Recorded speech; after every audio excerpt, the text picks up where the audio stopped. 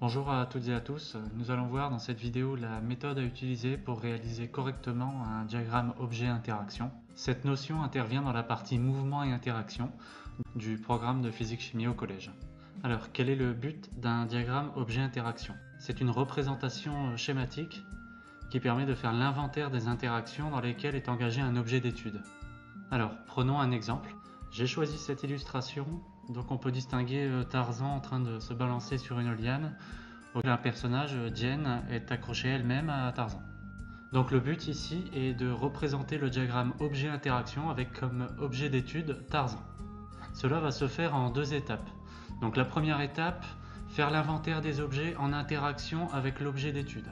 Donc c'est-à-dire identifier l'objet d'étude, puis tous les objets qui peuvent être en interaction avec lui.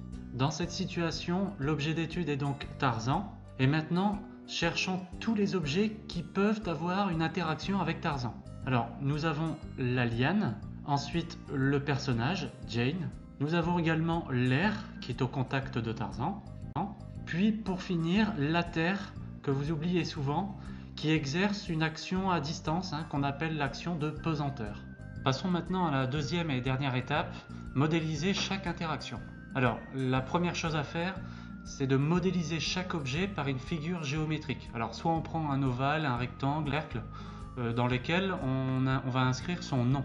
Cette étape est toute simple, il suffit de reprendre les différents objets en interaction avec l'objet d'étude, c'est-à-dire Tarzan, et d'inscrire leur nom dans une forme géométrique de votre choix. Pour terminer, chaque interaction entre deux objets devrait être représentée par une double flèche. Alors, je vous rappelle qu'il existe deux types d'interactions, j'en ai parlé précédemment, les interactions de contact et les interactions à distance.